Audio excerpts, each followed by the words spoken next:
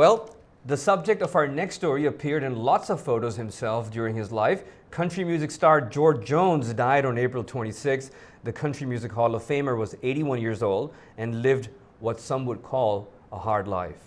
But George Jones recorded more than 150 albums and dozens of hits during his career.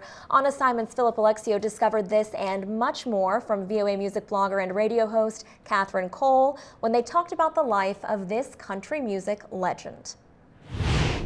It's just a great feeling. I've lasted this long, you know. Usually when you get my age, it's you just retire and settle down and work on the farm, you know. Katherine Cole, George Jones, an ordinary name, but no ordinary figure. What made him so unique? Oh, so many things. I mean, his voice, for one. I don't need your rocking chair. This guy could sell any kind of song. There was nobody better at singing sad songs. He can really bring the tears out when he sings, probably more than anybody else. Oh, yeah. He's just got so much feeling. Oh, there were a couple. I mean, people argue about this, the saddest song in country music.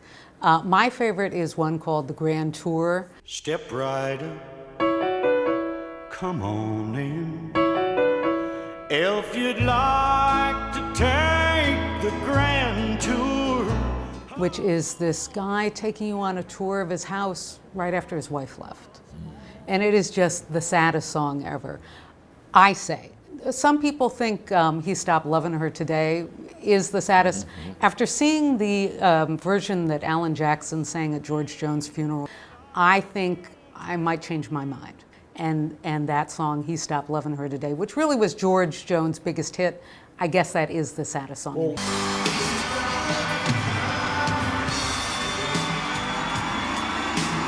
And it tells a story of a guy that loved this woman up until the moment that they carried him out of his house in a casket.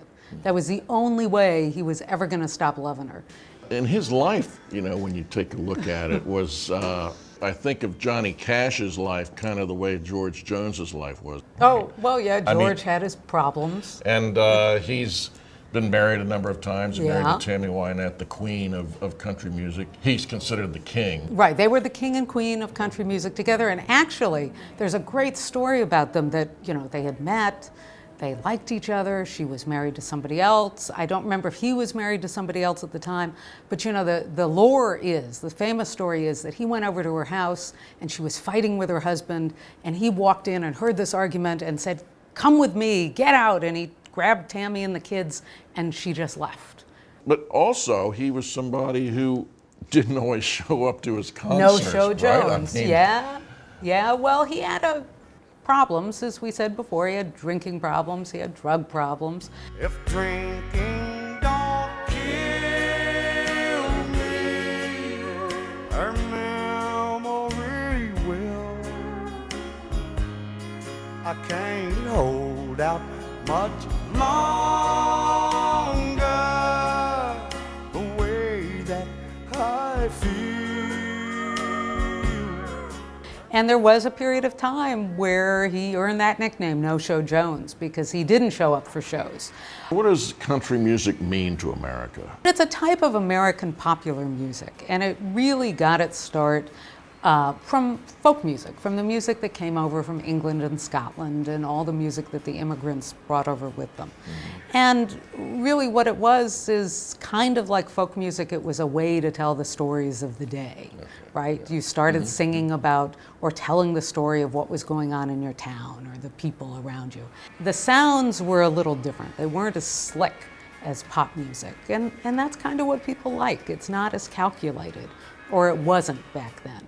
Were you always a country girl, or how did you end up? I was never a country music fan. You never were. And how did you end up? I don't know. I heard a song one day. I heard a Hank Williams song, and I said, "Oh, what is that? I've got to learn more." And you know, you just start.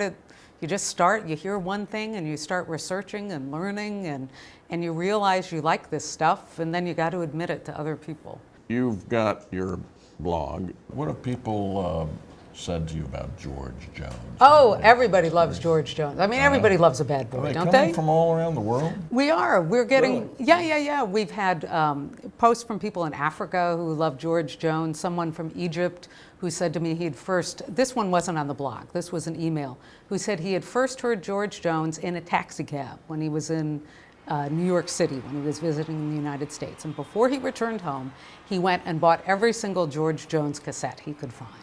And he still listens to them. So George Jones, there was something about him that just struck a nerve with any music lover. I mean, just the way he told those stories. Who's gonna fill their shoes? Who's gonna stand that tall in you? Lord, I wonder who's gonna fill their shoes?